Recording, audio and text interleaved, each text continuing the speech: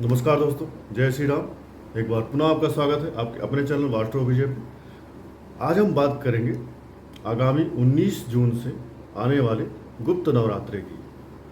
अब कुछ लोग आप में से जानते होंगे, कुछ लोग नहीं जानते होंगे, तो इसका नाम गुप्त नवरात्रि क्यों रखा गया है आपको इसके लिए थोड़ा सा बता दूं। नवरात्रि नॉर्मली हम दो बनाते हैं, एक होली के आसपास, एक दिवाली के आसपास, अर्थात शारदीय नवरात्रि जो सर्दी के पहले आती है अर्थात दिवाली के पहले, और दूसरी नवरात्रि जब सर्दी खत्म हो के गर्मी आ रही होती है तब। तो ये 6 महीने के आसपास का टाइम दोनों नवरात्रि के बीच में रहता है। बट इन दोनों नवरात्रि के बीच में जो 3 महीने के अंतराल पे दो गुप्त नवरात्रियाँ आती हैं, इन नवरात्रियों को गुप्त नवरात्रि कहा जाता है। गुप्त नवरात्रि के दौरान आप ना कोई झांकी सजाते हैं, ना कोई आप डीजे साउंड और जिस भव्य पैमाने पे पहले मनाते रहते हैं नवरात्रि, उस तरह से आप इसको नहीं मनाते हैं। गुप्त नवरात्रियों में माता की जितनी शक्तिपीठ हैं, विंध्याचल या आपका ज्वाला देवी या आपकी वैष्णो माता, बगलामुखी या जो भी अलग अलग देवियां हैं जो माता के 51 शक्तिपीठ हैं, जिनमें से कुछ अभी हमारे देश भारत में है, कुछ पाकिस्तान में चले गए हैं। तो इन सभी शक्तिपीठों पर खूब भीड़ होती है, लोग पूजा करने जाते हैं।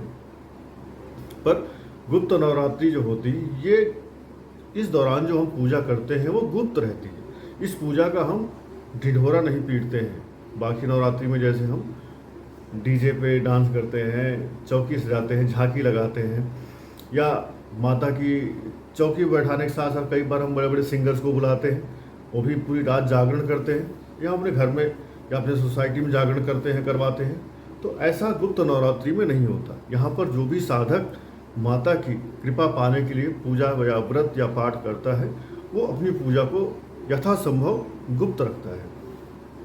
ये गुप्त नवरात्रि इसीलिए है कि आप अपनी पूजा पाठ जो भी तंत्र मंत्र कर रहे हैं उसको गुप्त रखें, उसको पब्लिक को ना बताएं, इसलिए ये गुप्त नवरात्रि है।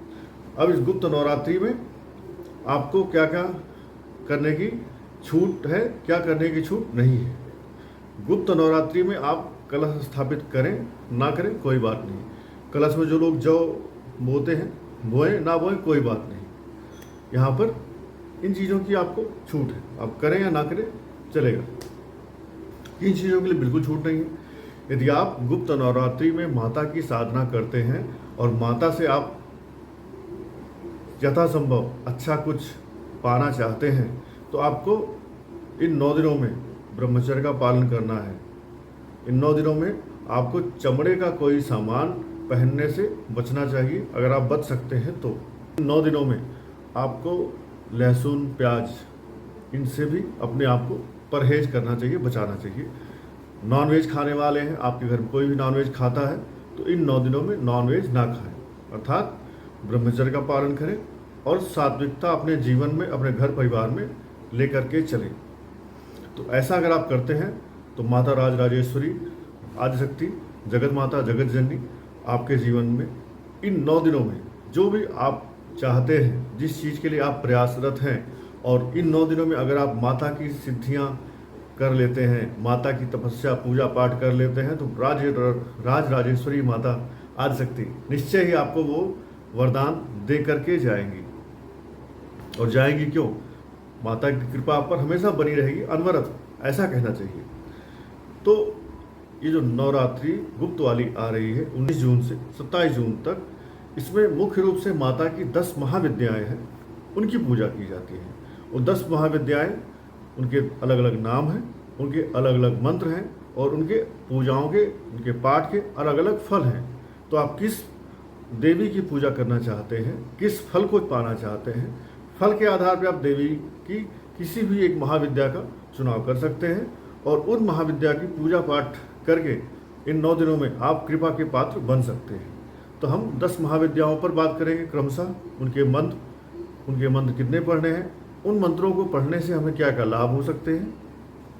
पर कुछ आप में से, हम में से ऐसे भी लोग होते हैं जो 10 महाविद्या के बजाय माता के रूप में, दुर्गा जी के रूप में या नौ दुर्गा के रूप में ही वो पूजा पाठ करना चाहते हैं, और इस पूजा पाठ से ही वो अपने आप को धन्य बनाना चाहते हैं। तो मैं आपको एक ऐसा उपाय बताता हूँ। ये उपाय हर कोई कर सकता है। यह उपाय आसान है और आसान होने के साथ साथ यह उपाय करने से आपको पूर्ण कृपा माता की मिलेगी। क्या करें? माता की जैसे आप हर नवरात्रि में चुनरी चढ़ाते हैं, फल चढ़ाते हैं, फूल चढ़ाते हैं, भोग लगाते हैं, वैसे ही करें। भोग में आपको क्या करना है? भोग में आपको 9 बतासे लेने हैं और हर बतासे पे 2-2 लौंग रखनी है आपको और माता को समर्पित करना है। जब आपकी पूजा पाठ कर लें, आरती कर लें, आरती करने के पश्चात वो लौंग और वो बतासे सारे आप अपने पास रख लें। इसका प्रसाद आपको अपने और अपने घर परिवार में ही खाना है। आपको ये प्रसाद गुप्त नवरात्रि का कोई भी प्रसाद बाहर वाले किसी व्यक्ति को नहीं देना है। तो आप 9 बतासे चढ़ाएं, हर बतासे में 2-2 लौंग चढ़ाएं। लौंग आप रख लें, पान खाते हैं तो पान के साथ खाएं, अन्यथा आप ऐसे ही मुंह में लौंग खाएं। लौंग से आपको खाने से फ़ायदा होगा।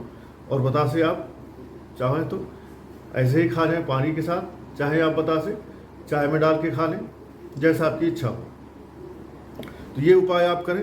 माता दुर्गा की एक पुस्तक होती है दुर्गा सप्तशती। और दुर्गा सप्तशती में एक है देव्या अथर्व शीर्षम। देव्य अथर्व शीर्षम, ठीक है। जब देवी की अथर्व शीर्ष का अगर आप पाठ कर लेते हैं इन 9 दिनों में, तो trust me, you are going to get whatever you are willing in your life. जो भी आपको जीवन में चाहिए, इस देव्य अथर्व शीर्ष का आप पाठ करते हैं तो आपको माता जरूर निश्चय ही देंगी। अब देव अथर्व शीर्ष का पाठ करने के लिए आपको कुछ सावधानी, कुछ उपाय, कुछ डू एंड डोंट करने चाहिए। जैसे पहले बताया मैंने, चमड़े से दूर रहें, नॉनवेज से दूर रहें, अल्कोहल से दूर रहें, ब्रह्मचर्य का पालन करें। इसके अलावा जब आप देव्य अथर्व शीर्ष का पाठ करते हैं तो सबसे अच्छा होगा, आपके पास अगर पुस्तक है तो बहुत अच्छा, नहीं है तो आप गीता प्रेस गोरखपुर की पुस्तक ले आए, ठीक है। दुर्गा सप्तशती की पुस्तक गीता प्रेस गोरखपुर से जो छपी हुई होती उसको ले आए। क्यों? क्योंकि गीता प्रेस गोरखपुर की पुस्तक सबसे सटीक और सही मानी जाती है। उसमें मिसप्रिंट के चांसेस कम से कम होते हैं। उनका जो MRP होता है वो भी लागत मूल्य के बराबर ही होता है। वो प्रॉफिट नहीं लेने चाहते हैं, वो प्रॉफिट नहीं बनाते, ऐसा आप मान लो। और उनकी पुस्तक आप देखेंगे, आज के टाइम अगर आपने कक्षा क्लास 1st, 2nd, 3rd की किसी बच्चे की आप बुक लेंगे ना, उसमें मुश्किल से 10 पेज होंगे। उस पेज का कीमत होगा, उस बुक का कीमत होगा 150, 200, 250, 300 रुपये। और आप गीता प्रेस गोरखपुर की पुस्तकें देखेंगे तो मोटी मोटी पुस्तक, रामायण, गीता, महाभारत की पुस्तक 200, 250, 300, 400 मिलती है। तो गीता प्रेस गोरखपुर वाले धन्यवाद के पात्र हैं। धन्य है वो लोग जो सनातन धर्म की ध्वजा को चलते रखने के लिए, उठाए रहने के लिए कम से कम दाम पे बिना लाभ के मेहनत कर रहे हैं। तो जो आदमी, जो संस्थान आपके धर्म के लिए अच्छा काम कर रहा है, हमें उसको भूलना नहीं चाहिए। उनकी पुस्तकें लीजिए। जब भी आप कोई धार्मिक पुस्तक लेना चाहते हैं, गीता प्रेस गोरखपुर की लें और इस पुस्तक में दिए हुए मंत्र आप आंख बंद करके पढ़ सकते हैं। सटीक है, त्रुटि रहित है। तो देवी अथर्व शीर्ष गीता प्रेस गोरखपुर की पुस्तक से आप पढ़ सकते हैं। इसमें ये हिंदी में भी है, संस्कृत में भी है। आपको अगर संस्कृत आती है वेल एंड गुड, नहीं आती है तो ये पाठ आप हिंदी में भी कर सकते हैं। हिंदी में भी करने से आपको इसका लाभ मिलेगा। ये पाठ कितनी बार करनी है? ये पाठ करने के पहले आपको माता का जो मंत्र है, ऐं ह्रीं क्लीं चामुंडाय विच्चे, इस मंत्र की एक माला जप कर लेनी चाहिए। एक माला जप करने के बाद आप इस देवी अथर्व शीर्ष का एक पाठ, बहुत अगर आप बहुत ही समय के पाबंद हैं, समय की शॉर्टेज है, तो एक पाठ, नहीं तो 5 पाठ, 9 पाठ, 11 पाठ डेली करें। और उसके बाद माता की आरती करें, प्रणाम करें और क्षमा प्रार्थना मांगें। क्षमा प्रार्थना आप पुस्तक में पीछे लिखा हुआ है, जैसे आवाहनम न जानामि विसर्जनम पूजाम चैव न जानामि क्षम्यताम परमेश्वरीम। और एक है मंत्रहीनम क्रियाहीनम भक्तिहीनम सुरेश्वरीम यत् पूजितम मया देवी परिपूर्णम तदस्तु में। ये मंत्र आप पढ़ सकते हैं। और आप ये मंत्र नहीं पढ़ सकते हैं तो आप हाथ जोड़ के बोले, हे माता, मैं आपका भक्त हूँ, मैं आपकी संतान हूँ और आप माता हैं। माता अपने संतान पर हमेशा कृपा करती हैं। आप हमसे कैसे रूठ सकती हैं? हमसे जो कुछ टूटा फूटा श्लोक पढ़ा गया, मंत्र पढ़ा गया, हमने पढ़ा और आपकी सेवा में हमने ये आज का व्रत किया या आज का अनुष्ठान किया या ये अथर्वशीर्ष का पाठ किया। आप हम पर प्रसन्न होएं और जो भी आप जिस संकल्प, जिस चीज़ के लिए पूजा कर रहे हैं, वो संकल्प आप दोहराएं कि माता आप मुझे धन दें, यश दें, कीर्ति दें, संतान दें। अगर आप अनमैरिड हैं तो शादी के लिए माता से प्रार्थना करें, मेरी हस्बैंड या वाइफ, मुझे योग्य हस्बैंड या वाइफ जल्दी प्रदान करें। तो आप देवी अथर्वशीर्ष का पाठ करें, उसके पश्चात आरती करें। आरती में कपूर और लौंग जरूर जलाएं, घी का दिया जलाएं, ठीक है। घी अगर आपके पास नहीं मिल रहा है उस केस में आप तिल का तेल जलाएं, लेकिन कोशिश करें कि गाय के घी का ही दिया जलाएं। अगरबत्ती बिल्कुल न जलाएं। मोगरा की धूप बत्ती, अगर मोगरा या गुलाब की धूप बत्ती मिले वो जलाएं। और आरती के समय कपूर में 2 लौंग डाल करके फिर आरती करें। साथ ही आपको माता को प्रसन्न करने के लिए नवरात्रि में क्या क्या चीज़ें करनी चाहिए? माता के मनपसंद भोग क्या क्या होते हैं? बतासे, बतासे के साथ लौंग, मखाना, खीर, शहद और मौसमी फल के अलावा मिठाइयाँ। मिठाइयों में कौन सी? खोए की मिठाइयाँ, या माता को भोग लगा सकते हैं। साथ ही भोग लगाने के पश्चात माता को एक पान का बीड़ा जरूर अर्पित करें। माता को पान का बीड़ा अर्पित करने से माता अत्यंत प्रसन्न होंगी। ये चीज़ें करें। और साथ ही अब हम बात करेंगे माता की 10 महाविद्याओं की,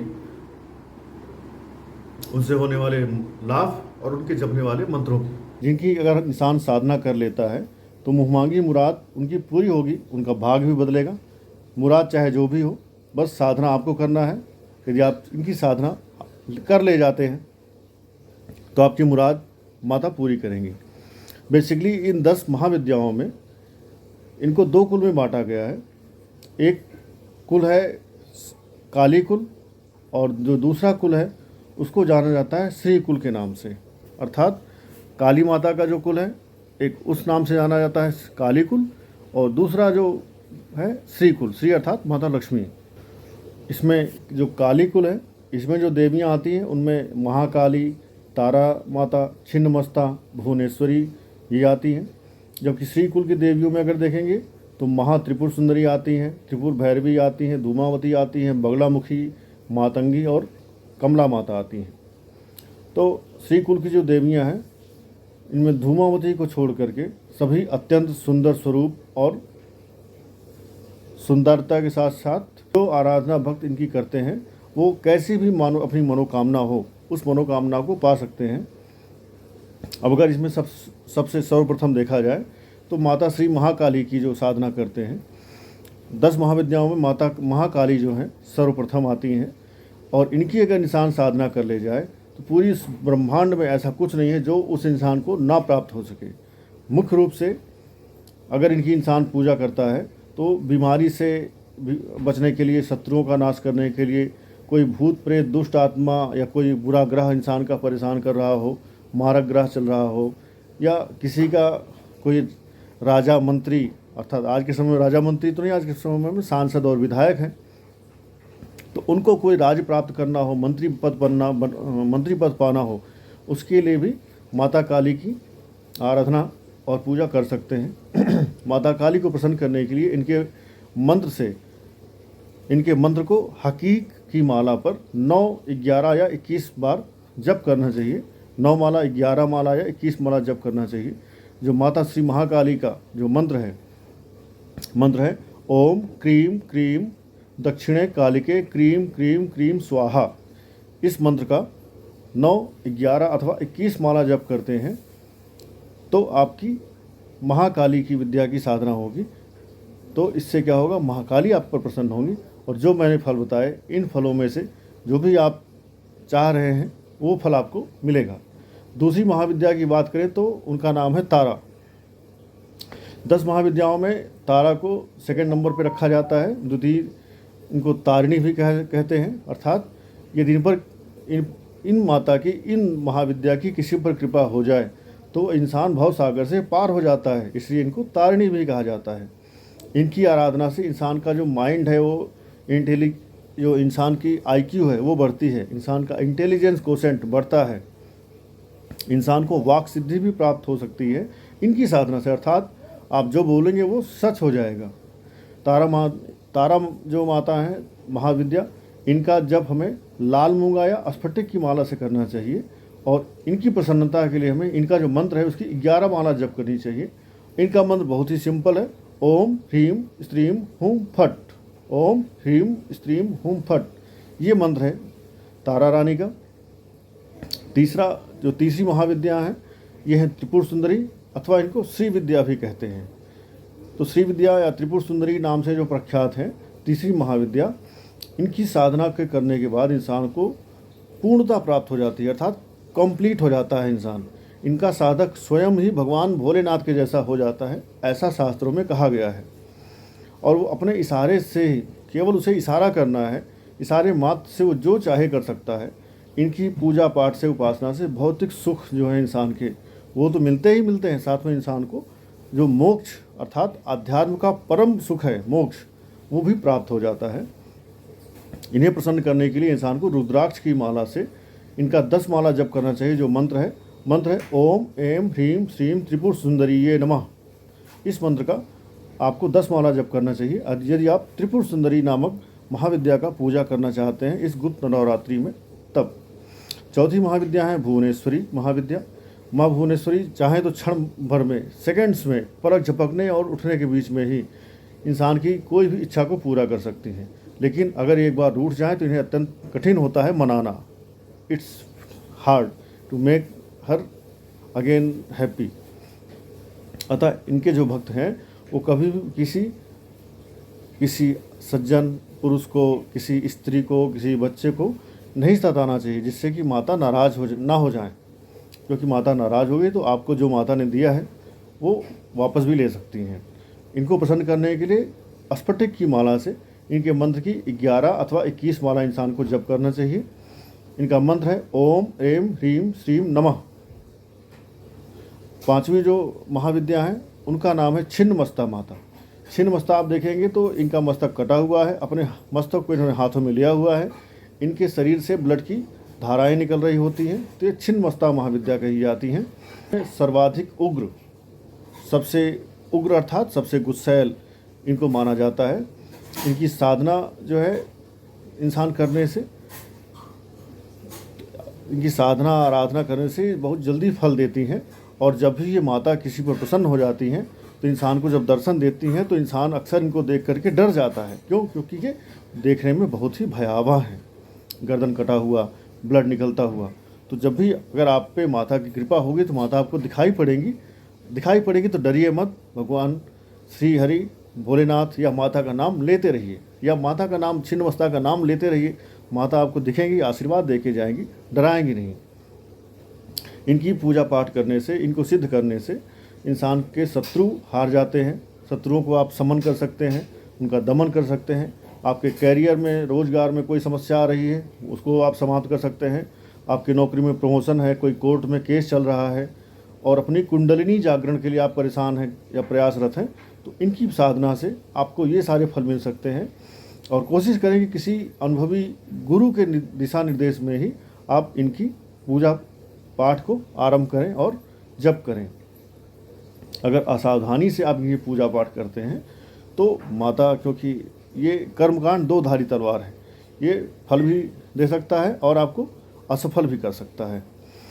तो इनकी जो है रुद्राक्ष के माला से या काले हकीक की माला से 11 या 21 माला हमें जप करना चाहिए। इनका जो मंत्र है श्रीम ह्रीम क्लीम एम वज्र वैरोचनीय हुम हुम फट स्वाहा, ये मंत्र है इनका। अगली महाविद्या है त्रिपुर भैरवी महाविद्या। तो त्रिपुर भैरवी महाविद्या को श्री विद्या अथवा गुप्त गायत्री विद्या भी कहा जाता है। इनकी आराधना से इनका जो भक्त होता है, जब आराधना करते करते वो स्वयं ही शक्ति के स्वरूप बन जाता है और उस भक्त के इशारे मात्र से ही ब्रह्मांड, यूनिवर्स में कोई भी शक्ति होना वो काम करने लगती है। और इनकी भी साधना बहुत जल्दी फल देने लगती है और इनकी कृपा से बड़े बड़े तांत्रिक शक्तियाँ भी आपका कुछ नहीं बिगाड़ पाएंगी यदि आपकी कृपा आपके ऊपर माता त्रिपुर भैरवी की कृपा हो जाए तो। माता त्रिपुर भैरवी को अगर प्रसन्न करना चाहता है कोई साधक तो उसके लिए मूंगे की माला से इंसान को इनका जो मंत्र है ओम ह्रीम भैरवी कलौ ह्रीम स्वाहा, इस मंत्र की 15 माला जप करनी चाहिए। अगली जो महाविद्या है माता धूमावती हैं।